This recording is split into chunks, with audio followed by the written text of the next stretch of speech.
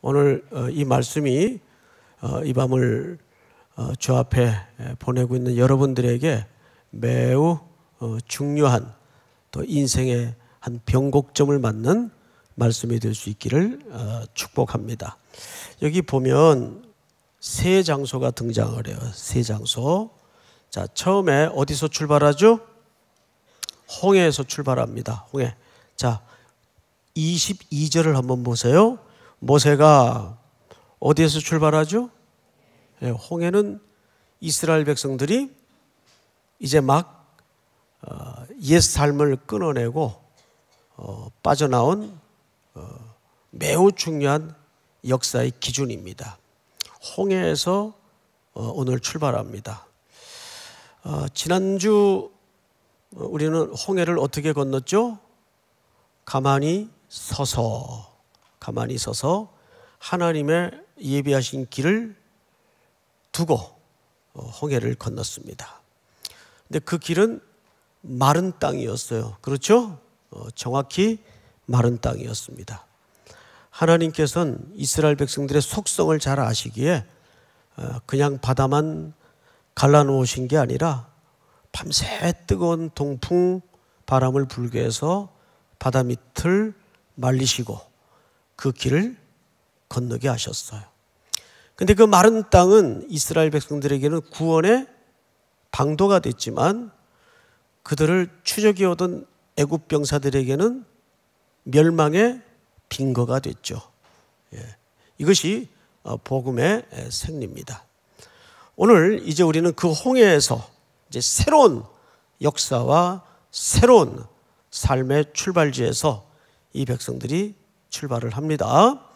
어디로 인도되었습니까?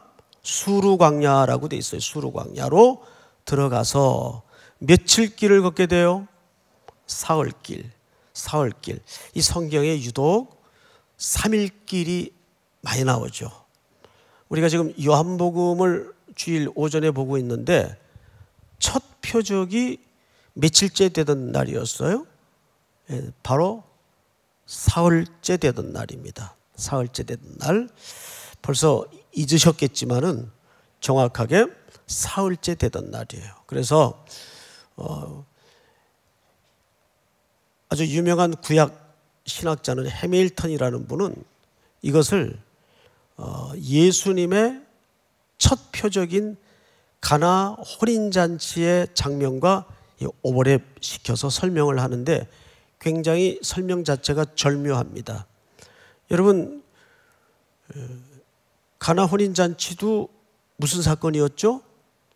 결핍으로부터 시작이 돼요. 그렇죠? 결핍으로부터 시작이 돼서 뭘로 끝납니까? 넘침으로 끝이 나요. 맞죠, 여러분? 자, 오늘 이 본문도 보면 홍해에서 시작한 이스라엘 백성들의 첫 행로인데 뭘로 시작을 합니까? 결핍으로부터 시작을 해요. 그런데 마지막에는 27절에 어떻게 끝이 나죠? 엘림에 이릅니다. 엘림에 이르러 물샘 12 그리고 종려나무 70그루 밑에 이스라엘 공동체가 머무는 곳으로 이야기 단락이 맺어집니다. 여러분, 그래서 예수님의 그 가나 혼인잔치의 첫 번째 표적과 구원받은 이스라엘 백성들의 이 첫 번째 행로와 아주 유사한 유사점이 공통점이 있는 것은 사실입니다. 또한 이 공통점은 어느 사건하고도 맞물리는 건가 하면 바로가 완고하여 이스라엘 백성들을 놓아주지 않으니까 하나님께서 모세를 통해 몇 가지 재앙을 하죠? 10가지 재앙을 시작하십니다. 첫 번째 재앙이 뭐예요? 물의 재앙입니다. 물. 나일강이 피해강이 되죠. 마찬가지예요. 여기 지금 보면 22절을 제가 다시 한번 읽어드릴게요. 수르 광야로 들어가서 거기서 사흘길을 걸었으나 뭘 얻지 못하고 물을 얻지 못하고 이렇게 되어 있습니다. 그냥 뭐 한 서너 명이 지금 걷는 길이 아니죠. 장정만 60만이라면 추정 200만 가량을 보는데 200만 가량이 3일 길을 걸어서 물을 못 만났어요. 그래서 백성들이 어떻게 했다고요? 23절을 보시면 마라에 이르렀더니, 이제 두 번째 이들이 도착한 장소가 어디죠? 마라예요. 마라에 이르렀더니 그곳 물이 써서 마시지 못하겠으므로 그 이름을 뭐라 하였더라? 마라라 하였더라. 마라라는 말은 그래서 괴로움, 쓰다, 뭐 이런 뜻입니다. 아주 절묘하죠. 물론 이 지역의 이름이 나중에 붙여진 이름인 듯합니다. 자, 그런데 그 다음 절을 제가 한번 읽겠습니다. 백성이 누구에게 원망합니까? 모세에게 원망하여 이르되 우리가 무엇을 마실까 하매 모세가 여호와께 부르짖게 되죠. 자, 여기서 우리는 좀 균형 있는 생각을 좀 가질 필요가 있는 게 뭐냐 하면, 여러분 같으면 가만히 있겠어요? 여러분 같으면 부르짖지 않겠어요? 원망 안 하겠어요? 이거를 보통 우리는 합법적 원망이라고 합니다. 합법적 원망. 여러분, 이거는 신앙이고 자시고를 떠나서 당연한 원망이에요. 생각을 해보세요. 아무것도 없는, 생명이 살지 못하는 광야에 200만 명이 3일 길을 가다가 3일 길을 가도 먹을 건커녕 물 한 모금을 어디서 구할 수가 없다면 3일 동안 물을 안 먹어보세요. 이런 원망 안 나오겠어요? 하나님도 그걸 아셨는지 이 백성들의 원망에 대해서 1절 멘트가 없어요. 그래서 신학자 한 분이 재미있는 표현하기를 합법적 원망이다, 합법적 불평이다. 자, 그런데 이때부터 하나님이 이스라엘 백성들을 다루시는 방식이 조금씩 달라져요. 이스라엘 광야 생활의 가장 중심은 시내산 사건입니다. 시내산까지를 2년으로 봐요. 그리고 시내산 이후의 시간을 38년으로 봅니다. 그래서 여러분, 이번 주 살짝 스포를 해드리자면 요한복음 5장에 베데스다 연못가에 38년 된 무슨 환자죠? 중풍병이라고 되어 있는데 사실은 마비된 환자죠. 환자가 이제 등장을 합니다. 그런데 하나님께서는 이 시내산을 중심으로 이스라엘 백성을 다루는 방식이 틀려요. 시내산 전까지의 그들의 모든 쏟아낸 불평, 원망, 못된 행동은 거의 하나님이 책망을 안 해요. 거의. 그런데 율법과 하나님의 율례가 정확히 설정이 되고 제시되고 나서는 그 다음부터 터져나오는 불평, 불만은 가차없이 책벌에 들어갑니다. 대표적인 게 뭐죠? 민수기에 등장하는 불평한 숫자대로 1년씩 계산해서 40년을 죽도록까지 광야에 놔두잖아요. 아주 매서운 징벌이 가해져요. 그래서 시내산을 정점으로 전과 후로 광야 생활은 크게 나누어집니다. 근데 2년 동안의 이 행로를 광야 일기라 그래요. 그리고 시내산 이후에 율법이 수여되고 하나님의 명령이 제시되고 나서의 광야의 여정을 광야 2기라고 묘사를 합니다. 근데 광야 1기 때는 1절 뭐 불평을 해도 별로 그렇게 책망도 안 하시고 넘어가세요. 그런데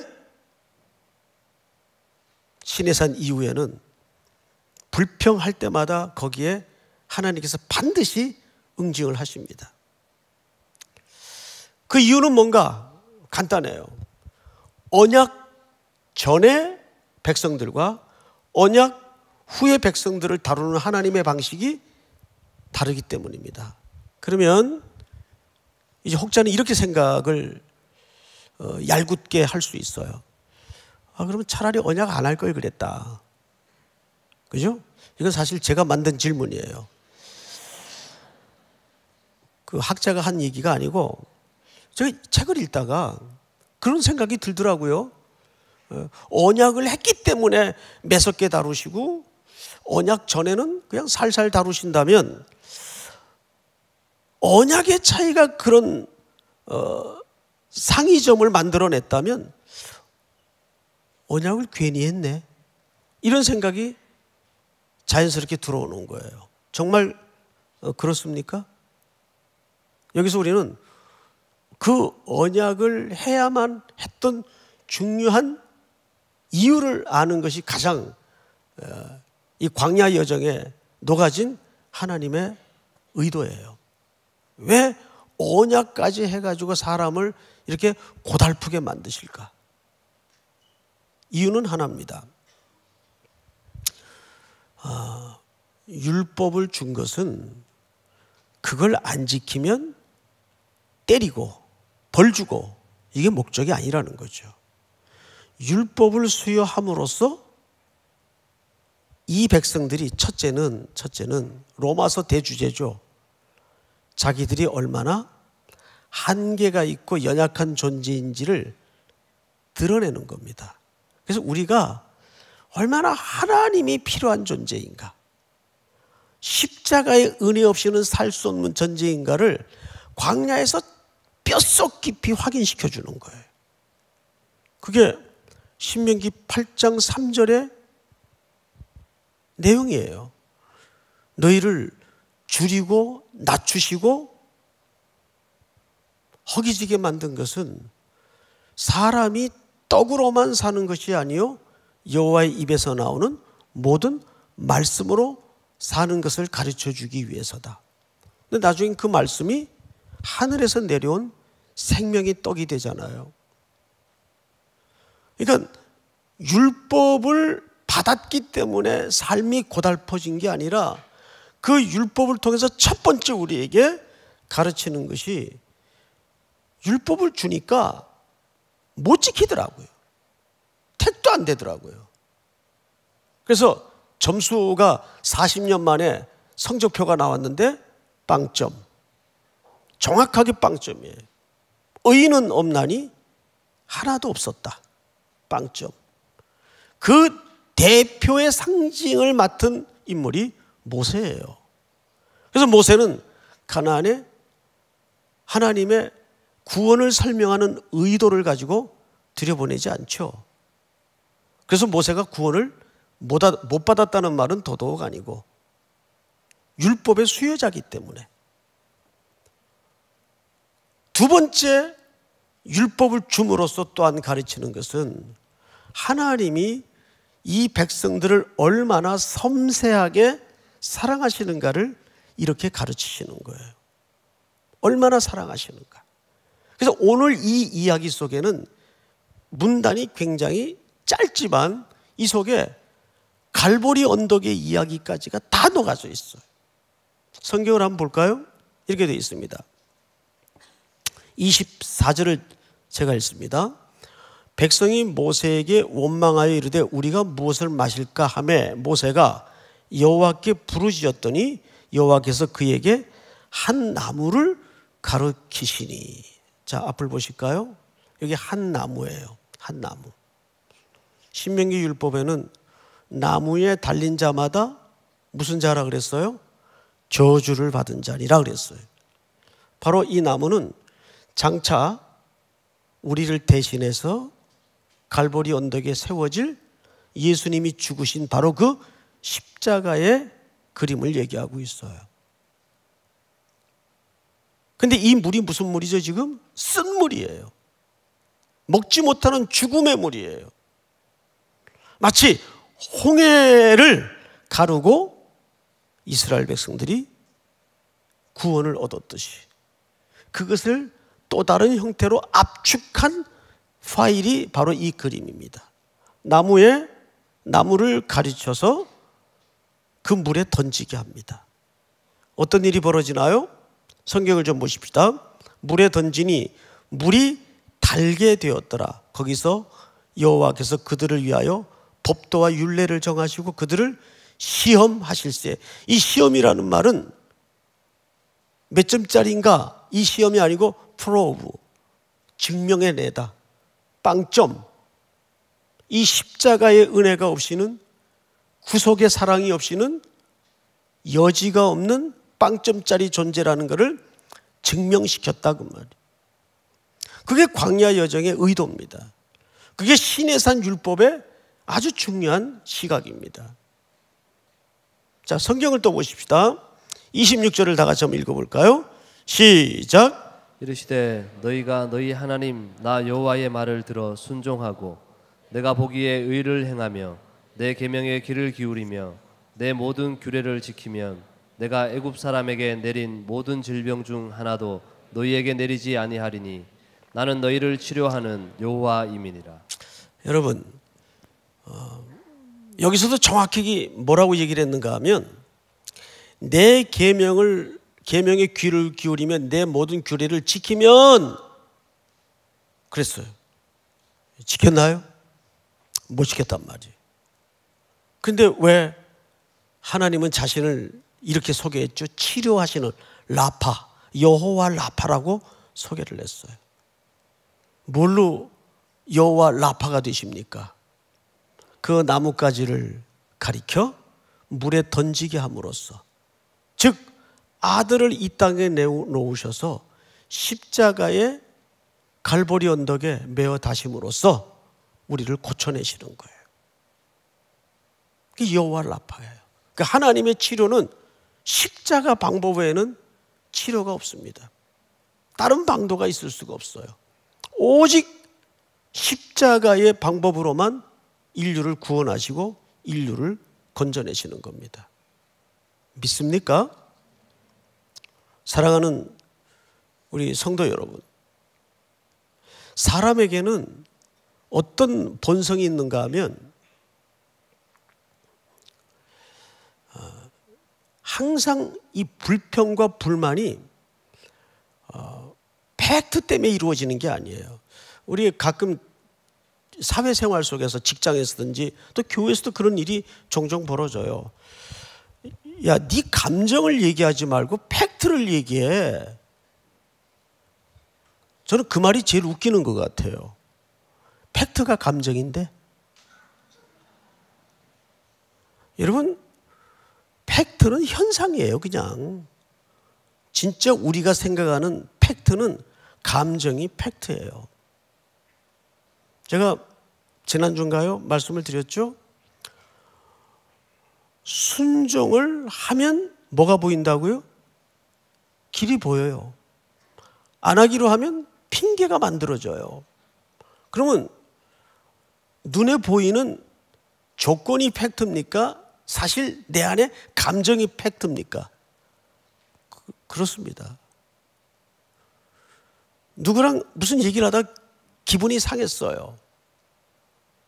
그런데 가만히 복기를 해보면 결국 상황이 잘못돼서가 아니라 내가 그거를 오해하려고 기분이 그냥 나빴어, 처음부터.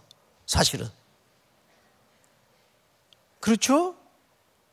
부부지간에도 그런 일이 비일비재해요. 그래서 요즘 가만히 생각해 보면 또 이런저런 사람들의 이야기를 들어보면 뭐가 진짜 사실일까? 저는 생각을 좀 바꿨어요. 감정이 사실이다. 상황이 사실이 아니고 상황은 그냥 현상이에요. 그냥 눈에 드러나 있는 거예요. 근데 진짜 팩트는 우리의 죄악으로 물든 감정이에요. 싫어하고 나쁘게 보려고 하고 이런 태도들이죠. 이스라엘 백성들이 광야를 걸어가면서 무서웠겠죠. 근데 정말 하나님은 이들에게 뭘 훈련시키고 싶었을까요? 상황과 상관없이 풍요한 애굽의 환경이든 아무것도 없는 텅 빈 광야든 이게 중요한 게 아니라는 걸 계속 가르치는 거예요. 너희들은 앞으로 나와의 관계 속에서만이 진정한 풍족을 경험할 수 있다, 그 얘기예요. 여러분, 디모데후서 3장 16절을 한번 띄워주실까요? 디모데후서 3장, 우리 다 같이 한번 읽겠습니다. 시작. 모든 성경은 하나님의 감동으로 된 것으로 교훈과 책망과 바르게 함과 의로 교육하기에 유익하니. 의로 교육하기에 유익하니, 이것은 우리를 하나님의 사람으로 하여금 온전하게 하려 함이라 그랬어요. 뒷구절은 빼먹었지만 온전하게 하려 함이라. 그래서 성경에는 온전이라는 말이 자주 등장을 합니다. 이 온전이라는 말이 무슨 뜻인가 하면 원래 아르티오스라는 말을 쓰는데, 지난 월요일 우리 안수 집사님들하고 새벽에 이제 제자 훈련하다가 좀 나눈 말씀인데, 사실 이 준비를 하다 제가 은혜를 참 많이 받았어요. 제가 언젠가 완전하고 온전은 다른 개념이라고 말씀을 드렸어요. 완전은 그냥 퍼펙트한 거예요. 근데 온전은 개념이 훨씬 높은 개념입니다. 온전이 뭘까요? 여러 가지로 설명할 수가 있는데, 이 아르티오스라는 헬라 말 자체에는 이런 몇 가지 개념이 녹아져 있어요. 첫째는 어떤 환경이나 요구에 대해서 적합한 존재가 되는 거예요. 어떤 환경이나 요구에 대해서 알맞는 존재가 되는 거예요. 적합한 존재. 그게 온전해지는 겁니다. 또 두 번째 개념은 육체적으로, 지적으로, 도덕적으로, 종교적으로 올바르고 온당하고 결점이 없는 정상적이고 건전한 상태, 이걸 또 온전이라고 할 수 있어요.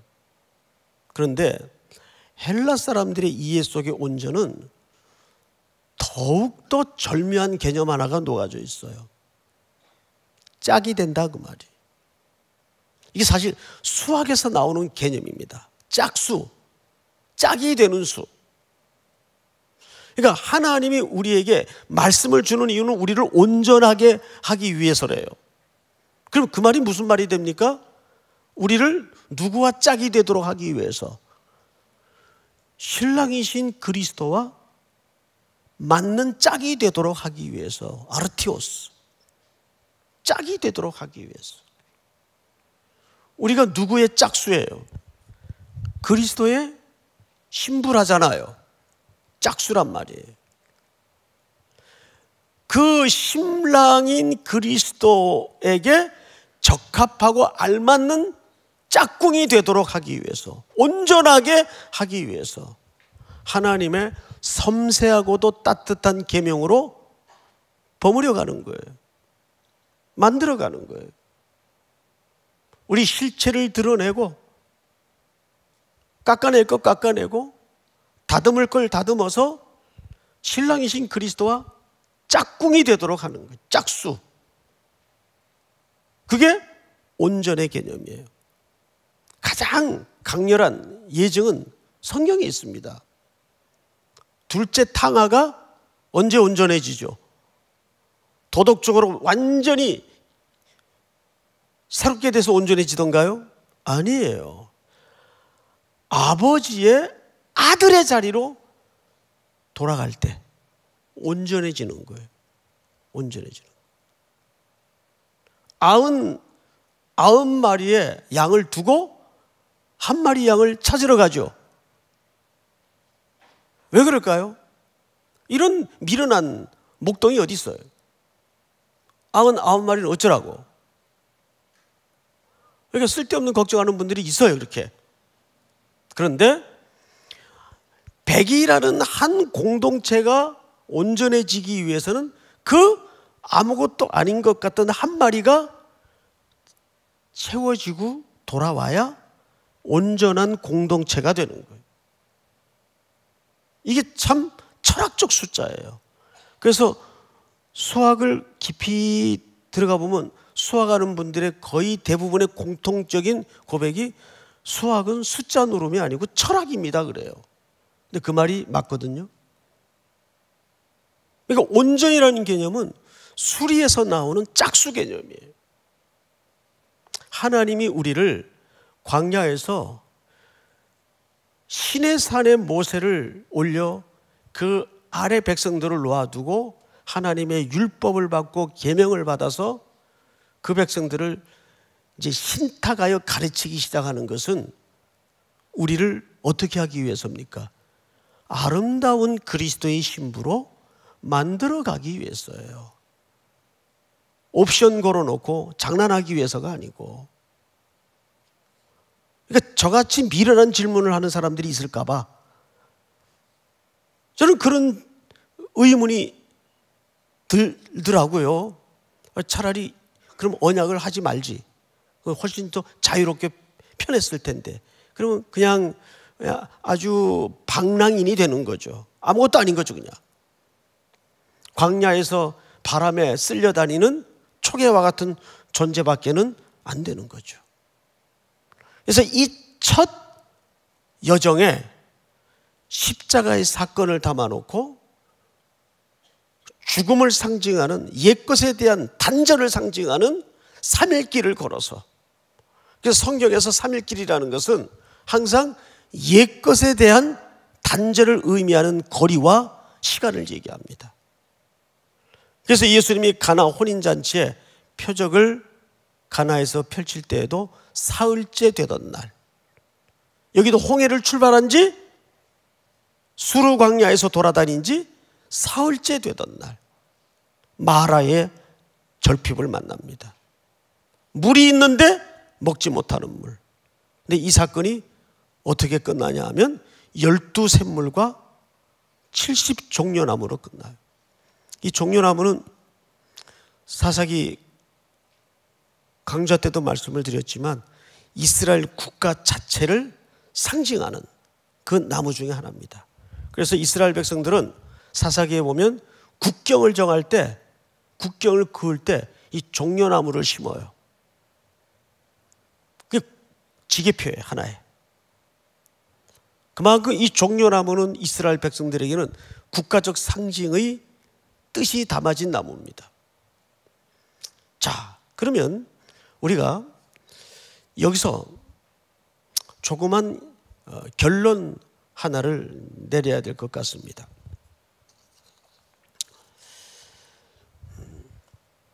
마지막 절을 한번 다시 읽어보십시다. 마지막 절 27절이죠. 엘림에 도착을 했어요. 그들이 엘림에 이르니 거기에 물샘 12과, 자, 여기에서 물샘 12은 무슨 숫자입니까? 당연히 12지파를 상징하는 숫자예요. 그 다음에 종려나무 몇 그루죠? 70그루입니다. 70그루가 있는지라 거기서 그들이 그물 곁에 장막을 치니라. 이것이 장차 격한 노정과 여정을 겪어야 될 백성들이지만은 그들이 궁극적으로 어떤 결말을 안고 있는가를 미리 보여주는 그림이에요. 이 그림은 미리 보여줍니다. 물론 이 이후에 고생 많이 해요. 그러나 이 첫 여정에서 마지막 도착지인 이 엘림의 이 그림은 이들이 마지막에 어떤 결말을 손에 붙들게 될 것인가를 암시하고 있는 그림이에요. 여러분들이 오늘 이 밤에 기도하다가 지금은 아마 수르 광야를 통과하고 있거나 통과하다가 마라의 쓴물을 만난 것 같은 황당함 속에 왔을 수도 있어요. 그런데 그 마라의 쓴물에 모세의 부르짖음을 통해서 하나님은 한 나뭇가지를 가리켜 물에 던지게 합니다.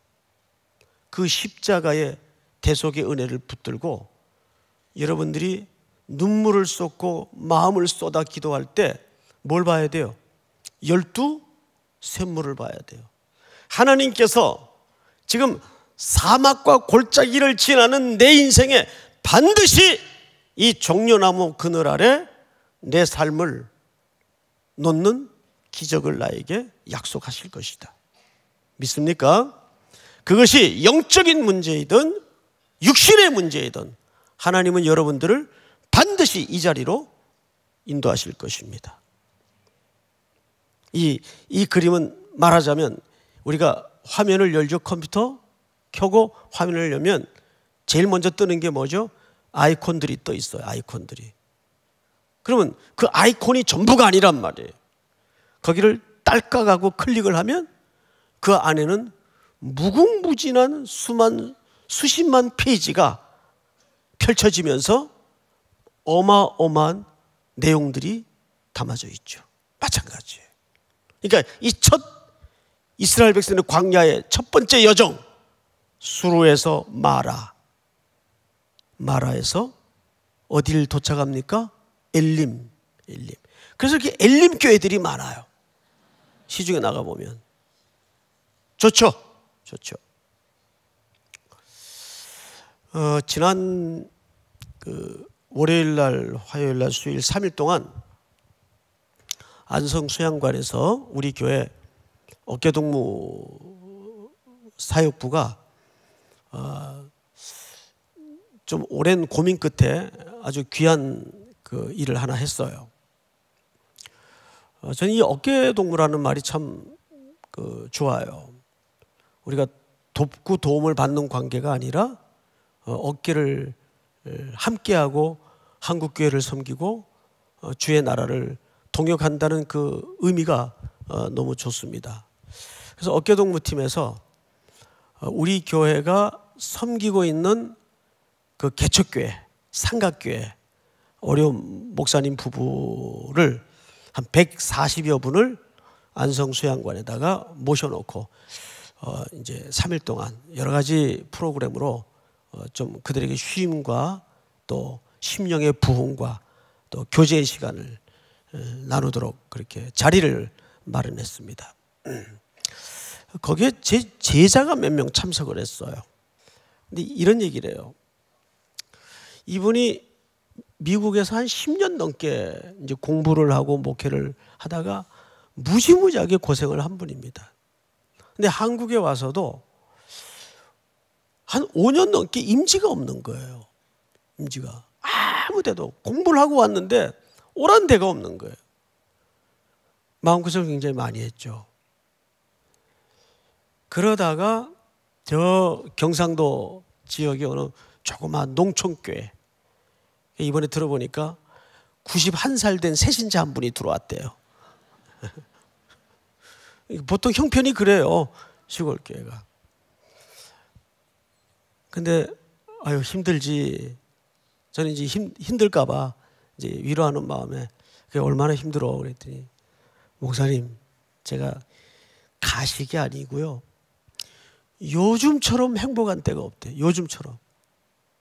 뭐가 그렇게 행복하냐 했더니 영혼을 만나고 그분들이 연세가 얼마이든 간에 말씀을 전하고 91살 넘으신 할머니라도 새신자가 들어온다는 게 너무너무 좋다는 거예요. 자기는 뭐 수천 명 목회하고 하나 부럽지 않다는 거예요. 그러니까 어떻게 그런 생각을 갖게 됐냐 그랬더니 자기가 그렇게 처절하게 임지가 없이 고통을 겪는 가운데 하나님이 자기의 시선을 바꿔줬다는 거예요. 물론 이 엘림의 12샘물 79로의 종려나무는 실제적인 샘물이고 실제적인 종려나무입니다. 그러나 이걸 우리가 영적으로 환치시켜서 적용을 해보면 우리의 삶이 그렇게 극적으로 달라지는 건 사실 많지 않아요. 그렇습니까? 안 그렇습니까? 막 은혜 받으면 나가다가 뭐 금덩어리를 줍고 그럽니까? 그런 거 없어요. 여전히 찾아보려고 뛰어다녀야 되고 또 그냥 일상으로 다시 돌아갑니다. 그런데 그 속에서 우리가 하나님과의 관계가 제대로 맞아떨어지고 회복이 된다면 예전에 보지 못했던 그 복을 누리는 거예요. 12샘물 70종려 나무의 은혜를 누리는 거예요. 바로 제 이제 부목사로 같이 생활을 했던 그 목사님이 그런 얘기를 하는 거예요. 예전에는 미국에서도 한국에서도 한 번도 경험해 보지 못했던 환경은 더 척박하죠. 저 농촌교회 가가지고 얼굴이 허옇던 친구인데 아주 새까매졌어요. 막 이 검은 버섯도 나고. 그런데 지금은 너무너무 행복하다는 거예요. 그러니까 다른 걸 본 거죠. 상황은 더 어려워졌어요. 근데 진짜 하나님이 터뜨려주는 광야란 어떤 곳인가 하면 어떤 생물도 위에서부터 오지 않으면 주어질 수도 없고 자라게 할 수도 없는 땅이라는 것을 뼛속 깊이 배우고 경험하는 공간이 광야입니다.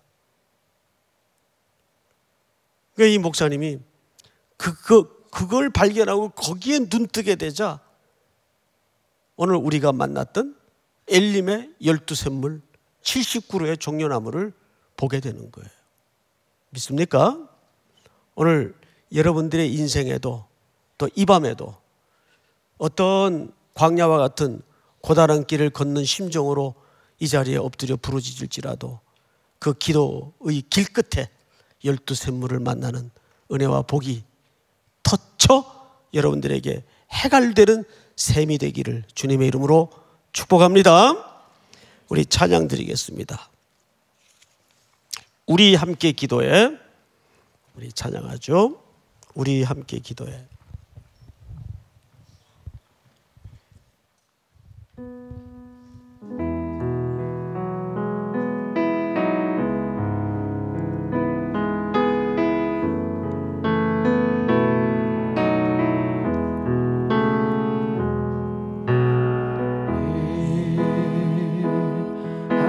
기도해. 주 앞에 나와 무릎 꿇고 베푸시는 주 하늘 향해 두 손 들고 하늘 문이 열리고 은혜의 빗줄기 이 땅 가득 내리도록 마침내 주 오셔서 은혜의 빗줄기 우리 위에 부으시도록 하늘 문이 열리고 하늘 문이 열리고 은혜의 빗줄기 이 땅 가득 내리도록 마침내 주 오셔서 은혜의 빗줄기 우리 위에 부으시 우리 함께 기도해.